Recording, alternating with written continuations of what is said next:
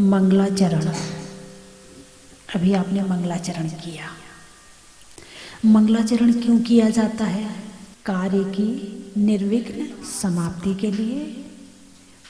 मंगल, मंगल मम यानी पाप, और गल यानी गलाए, जो पापों को गलाए उसे कहते हैं मंगलाचरण। निर्विघ्न समाप्ति के लिए, पापों के नाश के लिए, जीवन में प्रकाश के लिए, मोक्ष की प्राप्ति के लिए मंगलाचरण किया जाता है। अशुभ का नाश होता है ना। कहते हैं कि सुबह सुबह उठ के 9 बार नमोकार मंत्र पढ़ो। आप ज़्यादा नहीं कर सकते हो तो क्या करो, 9 बार नमोकार मंत्र पढ़ो। ये क्या है? ये आपके दिन का पहला मंगलाचरण है। क्या है? ये आपके दिन का पहला मंगलाचरण हो गया। अब आपका दिन में जो विघ्न बाधाएं आने वाली थी वो अब नहीं आएंगी। रात्रि में सोते हैं तो बोले 9 बार नमोकार मंत्र सो पढ़कर सो, भगवान का नाम लेकर सो। इससे क्या होगा? रात्रि अच्छे से निकलेगी। साधु जब आहार करते हैं तो पहले कायोत्सर्ग करते हैं, है ना। जहाजपुर के पास में बिहाड़ा गांव के एक रतनलाल पंडित जी थे। वो स्वाध्याय के लिए करीब 3 साल तक लगातार आए हमारे पास। तो वो एक बात बड़े दावे से कहते थे, डंके की चोट पर कहते थे। बोले यदि कायोत्सर्ग 9 बार नमोकार मंत्र जो पहले आहार के पहले साधु पढ़ता है, यदि पूर्ण निष्ठा और पूर्ण कायोत्सर्ग पढ़ा जाए तो अंतराय आ ही नहीं सकता है। मतलब बड़े दावे के साथ कहते थे। बोले अंतराय आ ही नहीं सकता है। यदि अंतराय आया है तो इसका मतलब कायोत्सर्ग में कहीं ना कहीं, हालांकि किसी की कमी नहीं निकाल रही मैं, लेकिन उनका कहना ऐसा था कि नमोकार मंत्र में इतनी ताकत है कि आने वाली विघ्न बाधाओं को दूर कर देता है, कि अंतराय भी टाल देता है। फिर भी निधत्ति निकाचित कर्म है। जब निधत्ति निकाचित कर्म होते हैं तो कितना मंगलाचरण कर लो, उस समय जो कर रहे हो उस समय के पाप का नाश तो हो जाएगा, लेकिन निधत्ति निकाचित अपना कर्म फल दे करके जाएगा ही जाएगा। क्यों?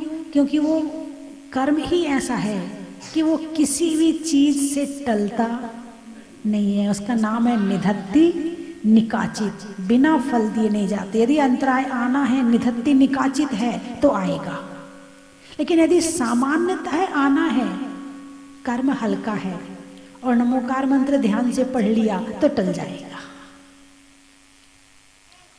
तो मंगलाचरण, मंगल आचरण, क्या है ये? मंगल आचरण। जब शादी होती है तो कार्ड पर क्या लिखते हो? मंगल विवाह। क्या लिखते हो? मंगल विवाह। मंगल शब्द प्रयोग किया है। जब साधु का आगमन होता है तो क्या कहते हैं? मंगल आगमन। क्या कहते हैं? मंगल आगमन। साधु जब जाता है तब क्या कहते हो? मंगल विहार। उनका आना भी मंगल है और उनका जाना भी मंगल है। वो यहाँ से जा रहे हैं तो कुछ ना कुछ आगे जाके वहाँ भी मंगल करेंगे। तो मंगल विहार यानी कहीं भी आप देखो, मंगल शब्द आते ही अपने आप में एक अच्छी फीलिंग आती है ना। स्वस्तिक क्या है? मंगल है। पूज्य नहीं है स्वस्तिक, मंगल है। ओम पूज्य है, इसलिए स्वस्तिक को आप कहीं बनाते हो तो कोई दिक्कत नहीं है, लेकिन ओम हर जगह नहीं बना सकते हैं। ओम के जो लॉकेट हैं वो हर लोग नहीं पहनते, लेकिन स्वस्तिक के लॉकेट पहन सकते हैं, क्योंकि ओम पूज्य है। उसकी अभिनय हो जाएगी तो दिक्कत होगी, लेकिन मंगल है, ये आपका मंगल ही करेगा, आप किसी तरह से कुछ भी करो। तो मंगलाचरण किसी भी सभा का शुरुआत कैसे की जाती है? मंगलाचरण से की जाती है ना? सबसे पहले किसी को बुलाया जाता है, फिर वो मंगलाचरण करता है, उसके बाद फिर सभा की शुरुआत होती है। तो मंगलाचरण में किया क्या जाता है? चलो मंगलाचरण हमने नाम तो बोल दिया, लेकिन मंगलाचरण में करते क्या है? भगवान को बुलाते हैं। तो आपके बुलाने से भगवान जी आ जाएंगे? नहीं आएंगे। अच्छा, फिर क्या करते हैं? मंगलाचरण में भगवान का स्मरण किया जाता है, भगवान का ध्यान किया जाता है, भगवान के गीत गाए जाते हैं और भगवान के प्रति अपना श्रद्धांजलि समर्पित किया जाता है। ठीक है, आपने नमोकार मंत्र पढ़ा मंगलाचरण के रूप में, है ना? तो नमोकार मंत्र में क्या है? नमो अरिहंताणम। हमने कहाँ बुलाया भगवान को? अरिहंत भगवान को नमस्कार हो। नमो सिद्धाणम, सिद्ध भगवान को नमस्कार हो। आचार्य को, उपाध्याय को, साधु को नमस्कार हो।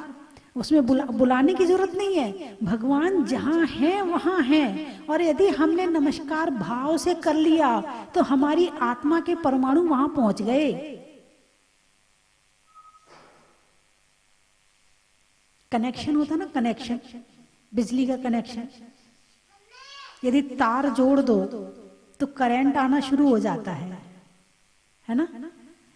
यदि आपके जो घर है, मकान है, उसमें आपका कनेक्शन जो वहां का खंबा है उससे लिया जाता है ना?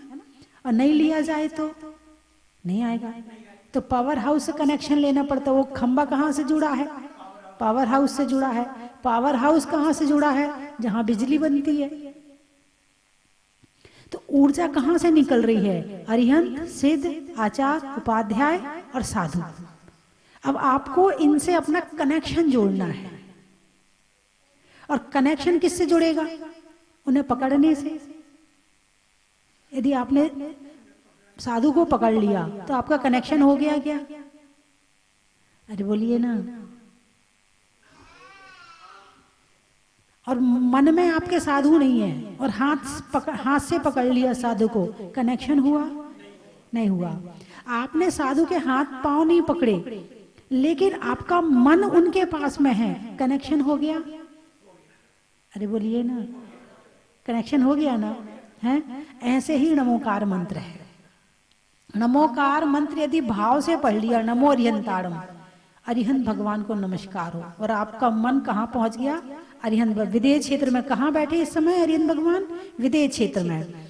तो अरिहंत भगवान को नमस्कार कर लिया, मन उनको टच करके आ गया। एक समोशरण की रचना देख ली, वहां बैठे भगवान देख लिए और उनको स्पर्श करके आ गया मन। नमो अरिहंताणम, भगवान आपको मेरा नमस्कार हो।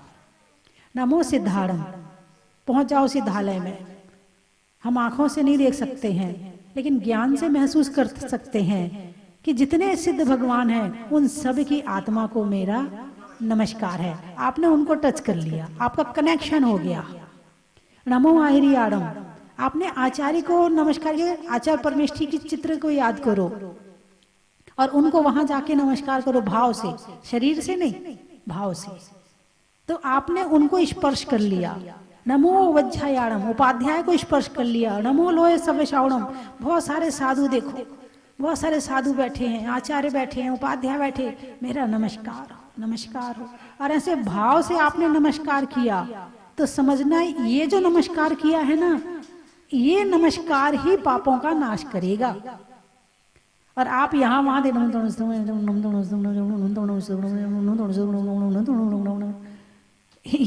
ये तो आपने वचन से बोल लिया, आपने कुछ नहीं किया, आपका कनेक्शन हुआ ही नहीं। फिर कहो बिजली आती नहीं। हम तो इतनी मेहनत करते हैं, हमने इतने सारे तार लगा दिए, हमने लाइट भी लगा दी, हमने बल्ब भी लगा दिया, हमने फ्रिज भी लगा दिया, हमने कूलर भी लगा दिया, हमने सब कुछ लगा दिया, एसी भी लगा दिया, हमारा पंखा तो चलता ही नहीं है। हमने तो इतनी सारी मेहनत करी, फिर भी हमारे घर में उजाला नहीं हो रहा है, अंधेरा का अंधेरा बना पड़ा है। कारण क्या है? कनेक्शन नहीं किया। क्या नहीं किया? कनेक्शन नहीं किया। तो कनेक्शन किससे होता है? मन से होता है। आप मंदिर में बैठे हैं और आप अपने घर को याद कर रहे हैं, कनेक्शन कहाँ है? कहाँ के परमाणु आएंगे? घर के आएंगे। आप घर में बैठे हैं और भगवान को याद कर रहे हैं, कहाँ के परमाणु आएंगे? मंदिर के। कहाँ के परमाणु आएंगे? मंदिर के। तो कहने का अभिप्राय मेरा यह है, कनेक्शन करने वाली है आत्मा, कनेक्शन करना है आत्मा को, और वो कनेक्शन होगा मन के द्वारा। किसके द्वारा? मन के द्वारा। मन दिखता नहीं है। हम आपने उंगली हिलाई, मुंह हिलाया, मैंने देखा कि आपने नमोकार मंत्र पढ़ लिया, लेकिन अभी मुंह ने नमोकार मंत्र पढ़ा है, उंगलियों ने उसे गिना है, मन ने पढ़ा कि नहीं पढ़ा। यदि मन से पढ़ लिया तो मंगलाचरण हो गया, और मन से नहीं पढ़ा तो मंगलाचरण अभी नहीं हुआ है। तो मंगलाचरण का मतलब है कि प्रारंभ में भगवान को नमस्कार करना। अब आप देखते हो, आप रत्न शापकाचार पढ़ो, नमः श्री वर्धमानाय निर्धूत कलिलात्मने सालोकानाम त्रिलोकानाम यद विद्या दर्पणाय थे। नमः श्री वर्धमानाय, मैं वर्धमान स्वामी को नमस्कार करता हूं, है ना। निर्धूत कलिलात्मने, जो कर्म है आत्मा में लगे हुए निर्धूत, उनके नाश के लिए, उनको जलाने के लिए। सालोका नाम त्रिलोका नाम, भगवान महावीर कैसे हैं? जो तीनों लोगों को एक साथ देखते हैं। सालोका नाम त्रिलोका नाम यद विद्या दर्पणाय थे, और उनकी विद्या कैसी है? दर्पण के समान है, केवल ज्ञान है उनको। तो यह नमस्कार हो गया। तत्वार्थ सूत्र में आप पढ़ते हो, मोक्ष मार्गस्य नेतारम भेतारम कर्म भूभृताम ज्ञातारम विश्व तत्वानाम वंदे तत्गुण लब्धये। जो मोक्ष मार्ग के नेता हैं, मोक्ष मार्ग से नेतारम भेदतारम कर्म भूभृताम, जो कर्म रूपी पर्वतों को भेदने वाले हैं। ज्ञातारम विश्व तत्वानाम, जो विश्व के समस्त तत्वों को जानने वाले हैं। वंदे तद्गुण लब्धये, इसमें किसी को नमस्कार नहीं किया, इसमें तीन विशेषताएं बता दी। मोक्ष मार्ग के नेता, कर्मों को नाश करने वाले, और तत्वों को जानने वाले। वंदे तद्गुण लब्धये, जो ऐसे हैं उनको मेरा नमस्कार है। किस लिए? तद्गुण लब्धये, उनके जैसे गुणों की प्राप्ति के लिए, है ना। इसी तरह से समय सार पढ़ो आप, तो समय सार का मंगलाचरण है। नियम सार पढ़ो, नियम सार का मंगला, कोई भी शास्त्र उठा लो, बिना मंगलाचरण के कोई भी शास्त्र नहीं होता है, और कोई भी शास्त्र बिना मंगलाचरण के पढ़ना भी नहीं चाहिए। और आप देखते एक बड़ा वाला मंगलाचरण है, ओंकारम बिंदु संयुक्तम नित्यम ध्यायन्ति योगिनः कामदम मोक्षदम चैव ओंकाराय नमो नमः। ओंकार को नमस्कार किया यहाँ, किसको? ओंकार को। ओंकाराय नमो नमः। ओंकार क्या है? ओंकार ना तो कोई तीर्थंकर है, ना कोई साधु है, ना कोई आचार्य है, ना उपाध्याय है, ना अरिहंत है। कौन है ओंकार? भगवान की वाणी कैसी होती है?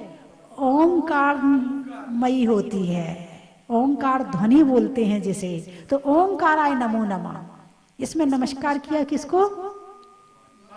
भगवान की वाणी को नमस्कार किया। जिसने भगवान की वाणी को नमस्कार कर लिया, उसने भगवान को नमस्कार कर लिया। और हम जिन वाणी पढ़ने बैठे हैं तो वो भगवान की वाणी है, तो भगवान की वाणी ओंकारमयी है, तो वो मंगलाचरण कर लिया, है ना। तो इस तरह से बिना मंगलाचरण के जीवन में कोई काम नहीं होता है, और करना भी नहीं चाहिए। पानी पियो, एक बार बोल लो नमो रियंताड़म, फिर पानी पी लो। भोजन करने बैठो, 9 बार नमोकार मंत्र पढ़ के बैठो। 9 बार नहीं पढ़वा रहे, 3 बार पढ़ लो, पढ़ो तो सही। जो भोजन कर रहे हो वो भोजन तुम्हारे लिए मंगलमयी हो। क्या? अभी तो जो खाते हैं नुकसान कर जाता है, होता नहीं होता है? खाते अच्छे के लिए हैं और नुकसान कर जाता है ना। तो मंगलाचरण करो तो भोजन भी पवित्र हो गया। अब उस भोजन को कर लो। पानी पियो, एक बार बोल लो नमो अरिहंताणम, फिर पानी पी लो, है ना। तो इससे क्या होता है कि हर क्षण हमें भगवान याद भी आ जाते हैं, मंगलाचरण भी हो जाता है, और हमारे दिल में, हमारे मन में भगवान हर घंटे हर पल याद आते रहते हैं, और कनेक्शन बना रहता है। और बिना कनेक्शन के यदि रहते हो तो क्या होता है, लाइट नहीं है यानी सुख नहीं है, सुख नहीं है उजाला नहीं है, प्रकाश नहीं है, सुख प्रकाश है, दुख अंधेरा है। यदि सुख और दुख को प्रकाश और अंधेरा में बांटे हैं तो दुख अंधेरे रूप है और सुख प्रकाश रूप उजाले रूप है। तो इसलिए मंगलाचरण अपने जीवन में जरूर करना चाहिए। जितने आचार्य हैं, जितने उपाध्याय हैं, जबकि वो स्वयं आचार्य बन गए हैं, स्वयं उपाध्याय साधु परमेष्ठी बन चुके हैं, लेकिन वो भी मंगलाचरण करते हैं। जब एक आचार्य उपाध्याय साधु परमेष्ठी मंगलाचरण करते हैं तो एक सामान्य श्रावक के लिए तो बहुत जरूरी है। वो तो बेचारा ऐसे स्थान पर रह रहा है जहां अंधेरा ही अंधेरा है, उसको तो प्रकाश और ज्यादा चाहिए, उसको तो और जरूरी है मंगलाचरण करना। यहाँ तो हमें गृहस्थी के कोई काम करने नहीं है, अपने सो के उठ के सामायिक करो, प्रतिक्रमण करो, कोई दिमाग में और घर गृहस्थी छोड़ने के बाद में जितने घर गृहस्थी संबंधित कार्य होते हैं उस संबंधित दिमाग भी हट जाता है, विचार भी हट जाते हैं, भाव भी हट जाता है। जब वो हट गए तो बचा क्या, फिर अपना मंगलाचरण। मंगलाचरण हमारा तो पूरे 24 घंटे मंगलाचरण चलेगा। फिर मंगलाचरण क्या, दोपहर की सामायिक, शाम की सामायिक, आचार्य वंदना, है ना, सिद्ध भक्ति और स्वयंभू स्तोत्र, मतलब जितना है वो सब मंगल रूप ही है। और आपको तो उसमें से बूंद दी जा रही है। क्या दी जा रही है, बूंद दी जा रही है कि कम से कम आप पूरा नहीं कर पा रहे हो तो बूंद तो ले लो, कम से कम नमोकार मंत्र तो अच्छे से पढ़ लो। यदि वो ही नहीं पढ़ पाओगे तो फिर जो अंधेरा है उसमें तो जाना ही पड़ेगा। तो बंधुओं, नमोकार मंत्र मंगलाचरण के रूप में, नमोकार मंत्र से बड़ा मंगलाचरण कुछ भी नहीं है। सबसे बड़ा मंगलाचरण दुनिया का नमोकार मंत्र है। नमोकार पढ़ लिया यानी आपका मंगलाचरण हो गया। आप घर में घुसो तो 9 बार नमोकार मंत्र पढ़ो, तो आपका घर में जितने समय आप रहोगे वो मंगल रूप हो गया। घर से निकलो तो नमोकार मंत्र पढ़ के निकलो तो आपका निकलना मंगल रूप हो गया। सो रहे हैं तो पहले नमोकार मंत्र पढ़ो फिर सो, उठो तो फिर नमोकार मंत्र पढ़ो फिर उठो, फिर जमीन में पांव रखो। बिना नमोकार मंत्र पढ़े, वैसे तो आप जमीन को स्पर्श करते ही नहीं है। हाँ, मैं कह रही जमीन में पांव रखो, तो आप तो जमीन में पांव रखते ही नहीं है। उठते ही आपके पांव में क्या आ जाती है, चप्पल आ जाती है। हाँ, पहले चप्पल की इतनी फैशन नहीं थी, पहले, हाँ, चप्पल की इतनी फैशन नहीं थी। पहले तो मेरे ख्याल से 7-8 साल के बाद में चप्पल पहनने मिलती थी। उसके पहले तो बच्चे भी बिना चप्पल के ही स्कूल जाते थे। तो जमीन से कनेक्शन था, जमीन की ऊर्जा, जमीन की एनर्जी, मिट्टी के परमाणु इस शरीर को मिलते थे। अब वो बेचारे बच्चे को ना तो मिट्टी छू पाती है ना जमीन छू पाती है, पैदा होते ही उसके पांव में चप्पल लगा दी जाती है।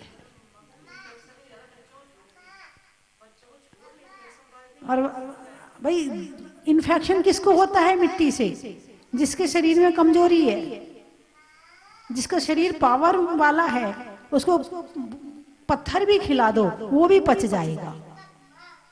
और जिसको कमजोरी है शरीर में, तरह तरह की कमियां हैं शरीर में, तो उसे मिट्टी से भी वो हो जाएगी, है ना। हाँ, हालांकि अति भी बुरी होती है, अति किसी चीज की नहीं होनी चाहिए। यानी ना तो छोड़ने की अति ना करने की अति। अब ये कह दिया कि भाई मिट्टी मैं रहना चाहिए तो 24 घंटे तो मिट्टी में ही रह रहे हो, नहीं तो उसमें भी एलर्जी हो जाएगी, ज्यादा मिट्टी में रहोगे तो भी हो जाएगी, क्योंकि शरीर किसी भी चीज को एक सीमा तक बर्दाश्त करता है। विचार कहीं और चल रहे हैं और पांव अपने आप चले जा रहे हैं, ठीक है, इसका मतलब आप चल तो रहे हो मगर होश में नहीं चल रहे हो। जैसे नींद वाले को ये पता नहीं है कि मैं चल रहा हूं, ऐसे ही तुम्हारा विचार कहीं और है और पांव कहीं और हैं, इसका मतलब तुम होश में नहीं हो। बात करते हुए तुम्हें ये पता नहीं होता कि तुम बात कर रहे हो, ठीक है। जब क्रोध आता है तब तुम्हें पता चलता कि तुम्हें क्रोध आ रहा है। इसके लिए साधना करनी पड़ती है, होश में जीने के लिए जागृत होना पड़ता है। उस समय हम बैठे हैं तो बैठे हुए हमारे विचार क्या चल रहे हैं, विचार जो चल रहे हैं उसको देखने वाले हम हैं, और विचार को बैठे बैठे देखो कि हमारा विचार क्या चल रहा है, हम कर क्या रहे हैं, हमारा हाथ कैसा हिल रहा है। जब आप बात करते हो तो आपकी गर्दन हिलती है ना, बिना गर्दन हिलाए बात नहीं करते, और साथ में हाथ भी हिलाते हो, यहाँ तक कि कोई आपसे फोन पर पूछे भाई साहब वो रास्ता बताना, आप कहोगे वो वहां से दाएं मुड़ जाना, वहां से सीधे चले जाना, फिर वहां से बाएं मुड़ जाना। अब वो सामने नहीं है और आपका चल रहा है ना, लेकिन आपको पता है क्या आपका हाथ चल रहा है? नहीं पता, आपको नहीं पता। ये है बेहोशी की जिंदगी। आपको ये पता चलना चाहिए कि मैं बात कर रहा हूं और क्या बात कर रहा हूं और मुझे क्या बात करनी है। मेरा हाथ हिल रहा है, हाथ हिलाना है कि नहीं हिलाना है। अब खुजली आई है, अब मान लो कुछ भी कर रहे, कहीं भी बैठे और बात करते करते आपने खुजा लिया, आपको पता ही नहीं चला कि आपने खुजा भी लिया। ऐसे ही है ना।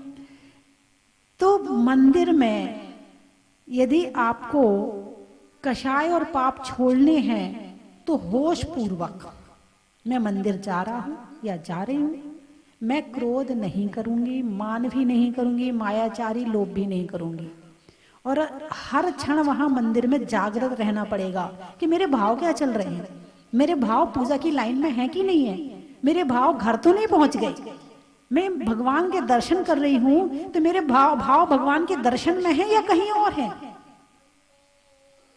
तो खुद का निरीक्षण, जो खुद का निरीक्षण करना सीख लेता है वो ही इन कषाय और पाप को छोड़ पाता है, और जो खुद का निरीक्षण नहीं कर पाता है वो कषाय और पाप को नहीं छोड़ पाता है।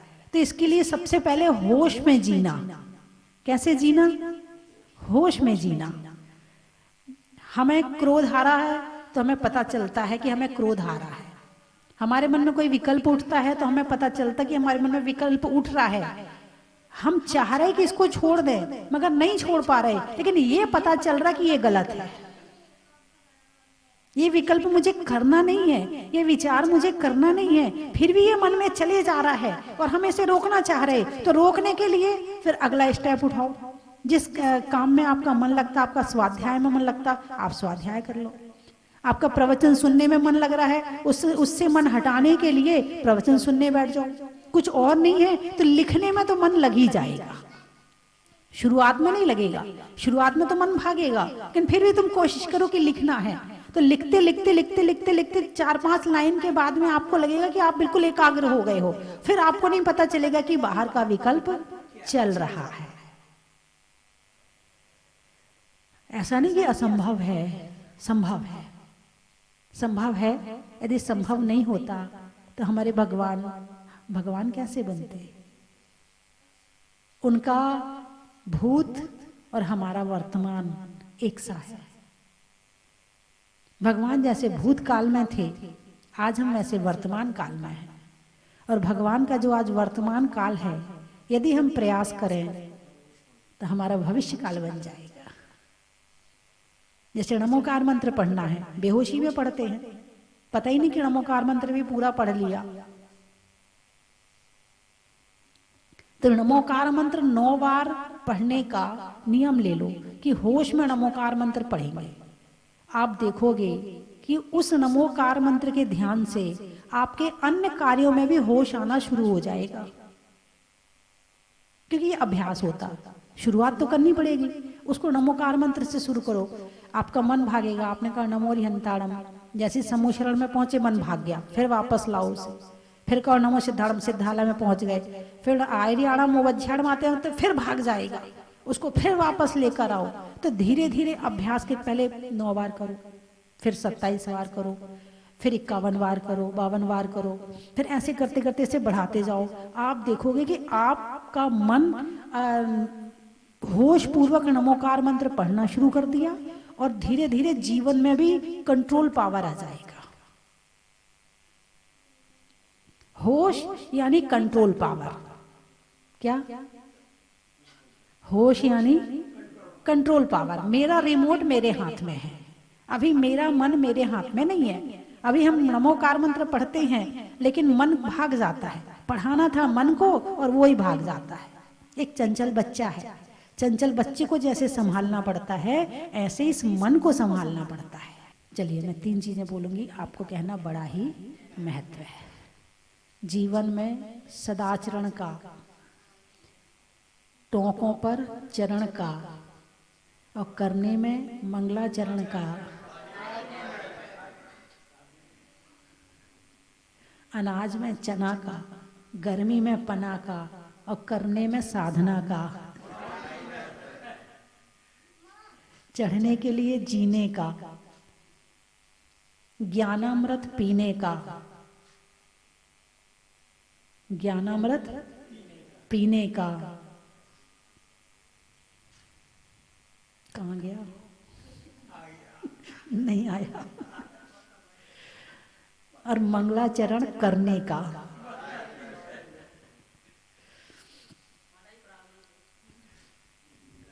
फूल में कली का, तपस्या में बाहुबली का, आने वालों में कुरावली का, किसान में हल का, समय में पल का और आने वालों में करहल का, अनाज में चना का, पेड़ में तना का और आने वालों में मुरैना का, राम की सिया का, दिवाली में दिया का और आने वालों में सरसिया का, गाने में सुर का, नृत्य में नुपुर का, आने वालों में जहाजपुर का, रोटी में घी का, गर्मी में शिकंजी का और आने वालों में सोनागिर जी का। और शब्द बोलिए आप।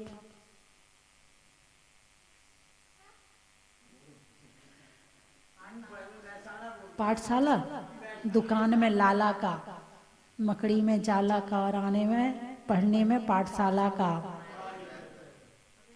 महसाना, रिश्तों में नाना का, पुर्जों में पाना का और आने वालों में महसाना का।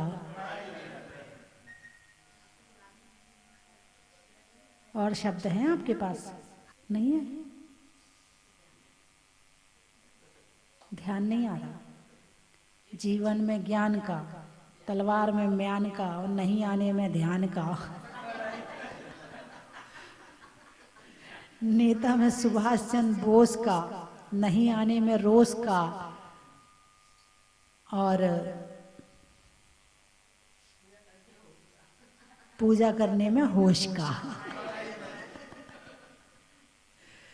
जीवन में होश का। बोलिए 24वें भगवान की।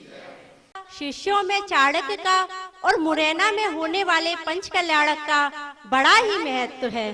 बांदरों में खरदूषण का और आरकाओं में माँ स्वस्ति भूषण का बड़ा ही महत्व है। ओम अरहम बोल, सभी कार्य की सिद्धि से तू पहले इसको बोल। ओम अरहम, ओम अरहम, ओम अरहम बोल, सभी कार्य की सिद्धि से तू पहले इसको बोल। जिसने भी यह मंत्र पढ़ा, जिसने भी यह मंत्र पढ़ा, दुख सारा ही दूर किया।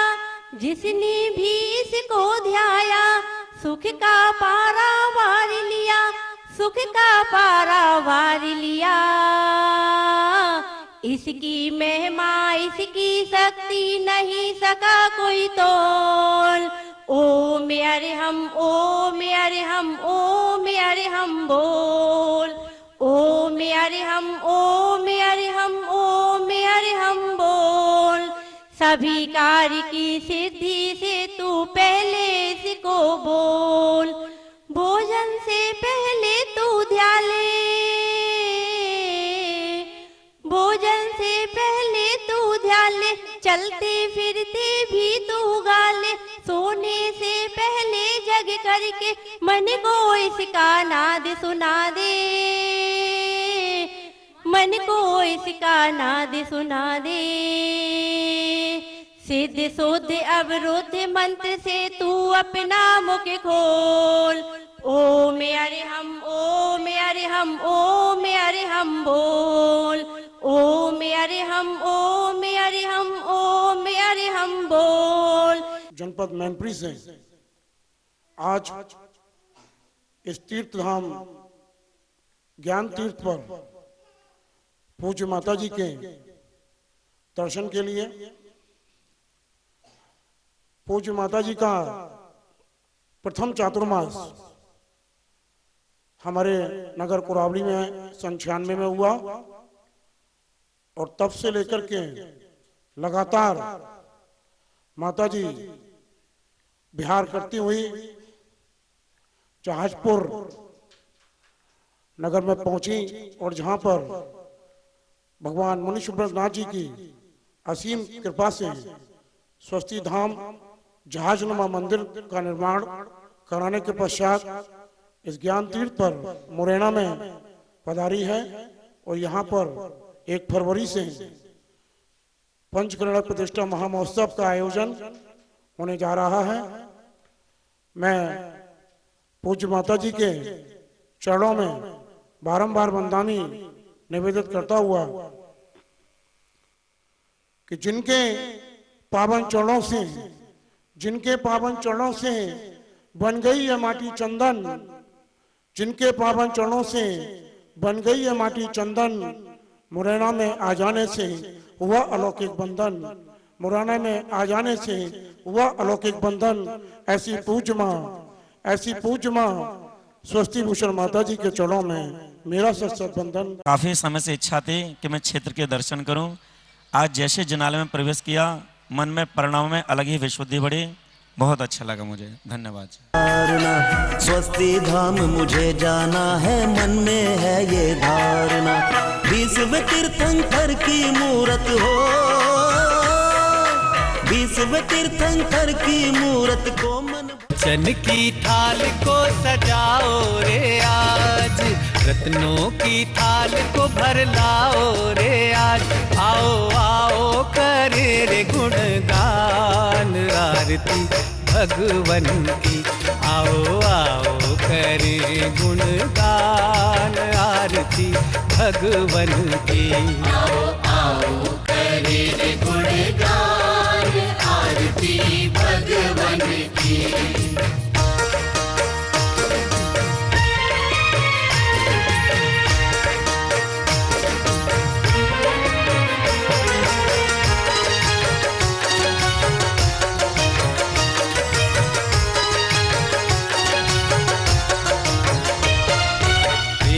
सुमित्र के राज दुलारे, माँ पद्मा जी के नैनों के तारे।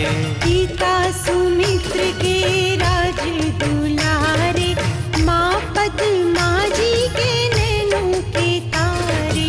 राजगृही में जन्म लियो आप, राजगृही में जन्म लियो आप। आओ आओ मनाए खुशी आज आरती भगवन की। आओ आओ करे गुणगान आरती भगवन की। आओ आओ करे गुणगान आरती भगवन की।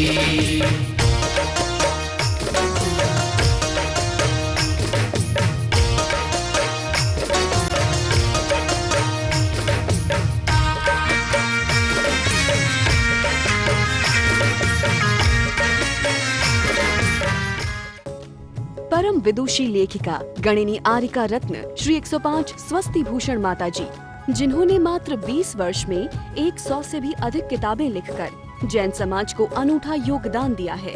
बड़े बड़े विधान जैसे कल्पद्रुम महामंडल विधान, सिद्ध चक्र महामंडल विधान, इंद्रध्वज महामंडल विधान एवं विशेष जिनपद, पूजांजलि आदि महत्वपूर्ण साहित्य बहुत ही सरल व सुबोध शैली में लिखे हैं, जिसमें गद्य एवं पद्य साहित्य भी समाहित है।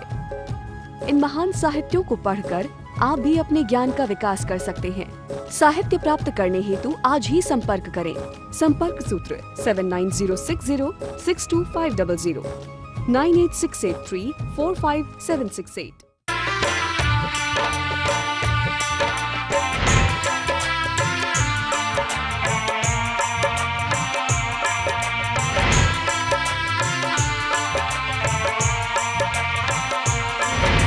चलो रे चलो चलो चलो रे चलो चलो जहाँ